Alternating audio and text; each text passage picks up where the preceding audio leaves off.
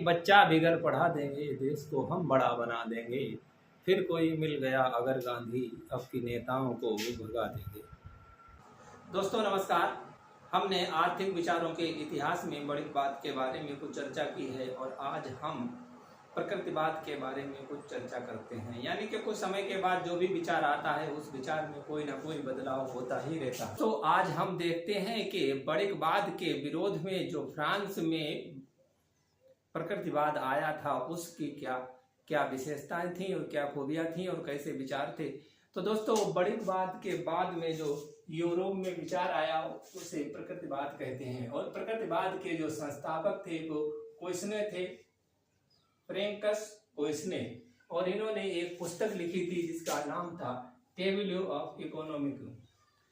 तो ये जो है फ्रांस का है, इसलिए यहाँ पर जो है वो स्पेलिंग में कुछ गड़बड़ है, लेकिन इसका मतलब यही है कि टेबल का मतलब जो होता है सारणी और इकोनॉमिक्स का मतलब है आर्थिक। यानी कि आर्थिक सारणी इन्होंने प्रस्तुत की और ये आर्थिक सारणी 1758 ईस्वी में आई थी। 1758 ईस्वी में यहाँ पर एक आर्थिक सारणी नाम से पुस्तक इन्होंने प्रकाशित की जो कि इस प्रकृतिवादी विचारधारा की बाइबल कही जाती है। और इस प्रकृतिवादी विचारधारा का एक नारा भी था, जो नारा था लेजर फेयर और लेजर पासर। यानी कि इसका अर्थ है जाने दो रोको मत।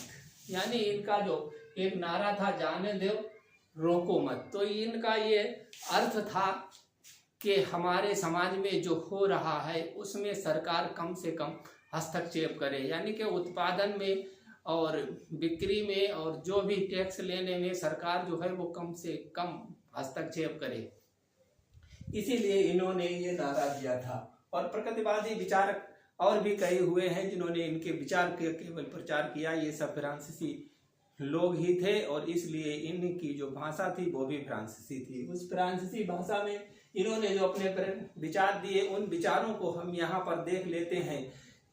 तो मूल रूप से जो कोइसने थे ये वकील थे और वकालत के बाद में इन्होंने डॉक्टरी सीखी और डॉक्टरी सीखने के बाद ये जो है वहाँ के राजा जो लुइस थे उनकी जो है इन्होंने राज्य के चिकित्सक भी नियुक्त हुए।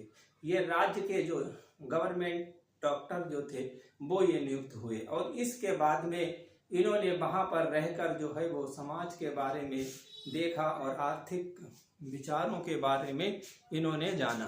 कोइसने एक डॉक्टर थे और इन्होंने अपने इस विचार दिए कि हमारे शरीर में प्राकृतिक रूप से हमारा शरीर अच्छे से काम करता है और खून का परिसंचरण हर जगह होता है। तो इसी से इनके विचार भी प्रभावित थे और ये कह रहे थे कि देश में जो सरकार है कम से कम हस्तक्षेप करे और देश में जो भी काम होता है उसे होने दे। यानी कि देश का प्रोग्रेस अगर होती है तो उसे होने दे और सरकार उसमें हस्तक्षेप ना करे। सरकार अगर हस्तक्षेप करेगी तो डिसबैलेंस मामला हो जाएगा और इस डिसबैलेंस से जो है वो देश का बहुत अधिक नुकसान होगा। तो इस तरह इनका जो काम था, इन्होंने अपना पहला विचार दिया था जिसे कि प्राकृतिक विधान के नाम से जानते हैं। यानी कि ये प्राकृतिक विधान ये जानते थे कि जैसे सूर्य का काम है और पृथ्वी पर जल अपना काम कर रहा है, पानी बरस रहा है, हर जगह बराबर बराबर बरस रहा है, हवा चलती है तो वो हर जगह चलती है, कहीं पक्षपात नहीं करती है।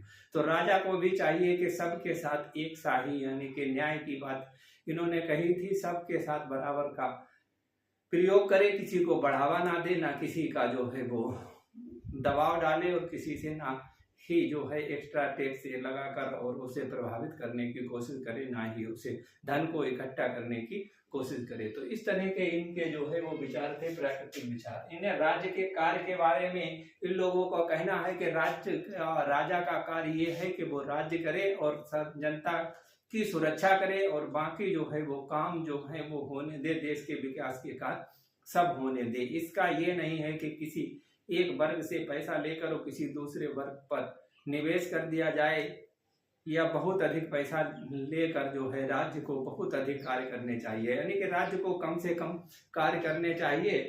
तो ये इनका जो है वो विचार था। और कृषि और बेसी उपज, इनका ये महत्वपूर्ण विचार ये था कि कृषि और बेसी उपज, यानी इन्होंने ये बताया था कि कृषि ही एक ऐसा धंधा है जिसमें कि बेसी उपज प्राप्त होती है और जिससे जो वो समाज को फायदा होता है। बाकी सभी धंधे जो है वो केवल रूपांतरित ही करते हैं और उनसे कोई उपज प्राप्त नहीं होती है। अगला इनका विचार था कि समाज में धन का परिसंचरण। ये जो कृष्ण थे ये डॉक्टर थे, इसलिए इन्होंने जो शरीर के अंदर रक्त का परिसंचरण होता है उसी तरह इन्होंने बताया था कि समाज के अंदर जो है वो धन का परिसंचरण किस प्रकार होता है। इन्होंने बताया था कि एक जो है वो कृषक वर्ग होता है और कृषक वर्ग ये खेती पर कार्य करके और कुछ पैदा करता है। तो इन्होंने इस तरह से बताया था कि ये 5 यूनिट प्राप्त करता है या कि 5 मिलियन जो है वो रुपए प्राप्त करता है। तो ये मुद्रा या इसे हम धन में भी और अनाज में भी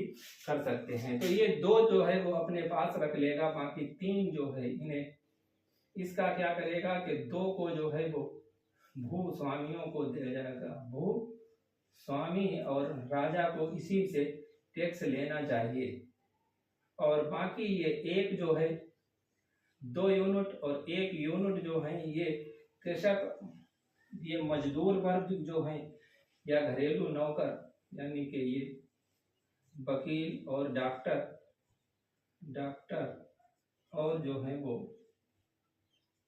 डॉक्टर और घरेलू नौकर यानी कि जो सेवाएं देने वाले व्यक्ति हैं उनके लिए ये 1 यूनिट इधर दे देगा और इससे 2 यूनिट ये लोग 1 यूनिट इधर देंगे और यही लोग जो है वो यहाँ से और इस तरह से ये जो है वो चक्र चलता रहेगा। यानी कि धन का जो है वो परिसंचरण कृषकों से भूस्वामी और भूस्वामी से वकीलों के पास, डॉक्टर और नौकरों के पास जाएगा और इस जो नौकर और मजदूर हैं इनसे जो है वो फिर से कृषकों के पास ही चला जाएगा। तो इस तरह से ये चक्र जो है वो चलता रहता है।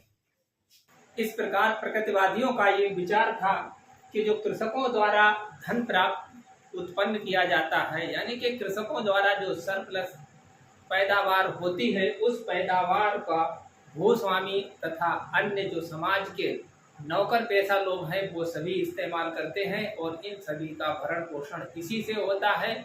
इसलिए कृषि ही बहुत ही महत्वपूर्ण है और सभी को ये चाहिए यानी कि सरकार को भी ये चाहिए कि कृषि की उन्नति करे और कृषि ही एक ऐसा व्यवसाय है जो कि सरप्लस पैदा कर सकता है। अन्य सभी व्यवसाय जो है वो केवल रूप परिवर्तित करते हैं। अगला है मूल्य का सिद्धांत।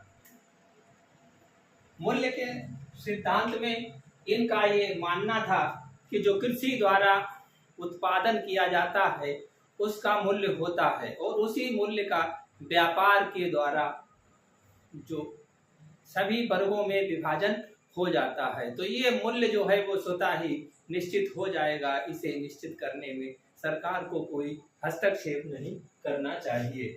अगला है करारोपण का सिद्धांत और इनने कर का सिद्धांत ये दिया कि कृषि में ही अतिरिक्त लाभ प्राप्त होता है यानी कि फसल से जो उत्पादन अतिरिक्त होता है, इसलिए कृषकों के पास जो कृषि में रहकर और कृषक खाने के बाद जो भूस्वामियों के पास जाता है इन भूस्वामियों से ही टैक्स लेना चाहिए क्योंकि यही लोग जो हैं वो इसका अतिरिक्त उत्पादन जो होता है वो ले लेते हैं। और ये आरोपण के सिद्धांत के बारे में इन लोगों के ये विचार थे कि कर जो है वो भूस्वामियों पर लगाना चाहिए क्योंकि भूस्वामी और कृषि जो है यही जो है वो अतिरिक्त उत्पादन प्राप्त करती है, तो इसलिए इन पर ही जो है वो कर लगाना चाहिए। वहीं व्यापार के बारे में इन्होंने बताया कि व्यापार के द्वारा ही समाज के सभी वर्गों को धन का जो है वो परिसंचरण होगा, इसलिए व्यापार का इन्होंने यहाँ पर महत्व तो बताया लेकिन बहुत अधिक जोर इनका कृषि के विकास पर ही था क्योंकि कृषि में जब पैदावार होगी तभी जो है वो व्यापार होगा इन लोगों का।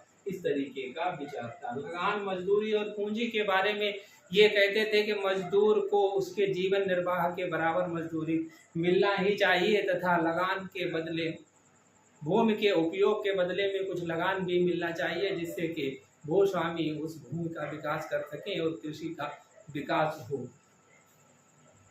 वहीं पूंजी के बदले में भी विकास होना चाहिए क्योंकि अगर पूंजी नहीं होगी तो कृषि का विकास किस तरह से होगा। तो कृषि में जो पूंजी लगती है इसलिए पूंजी का भी विकास बहुत जरूरी है, ये पूंजी पर भी ध्यान देते थे। तो इसलिए यहाँ पर ये कभी तो व्यापार पर ध्यान देते थे और कभी भूस्वामियों पर और कभी जो है वो राज्य के कार्यों पर भी बातें करते थे और साथ ही कृषि को जो है वो बहुत अधिक महत्व देते थे। तो इस तरह से इनके अगर विचार देखे जाएं तो हमें कभी कभी इनके विचारों में विरोधाभास भी प्राप्त होता है। तो इस तरह से ये प्रकृतिवादियों के विचार थे और प्रकृतिवादियों के विचार तक आते आते यानी कि प्रकृतिवादी युग तक आते आते अर्थशास्त्र में जो राजनीतिक अर्थशास्त्र था उसका बहुत अधिक विकास हो गया और इसके कुछ बाद में जो है वो अर्थशास्त्र अलग होने के कगार पर आ गया था। तो इसके आगे के विचार जो हैं वो मालथस से पूर्व के विचार यानी कि क्लासिकल विचार जो है उनका हम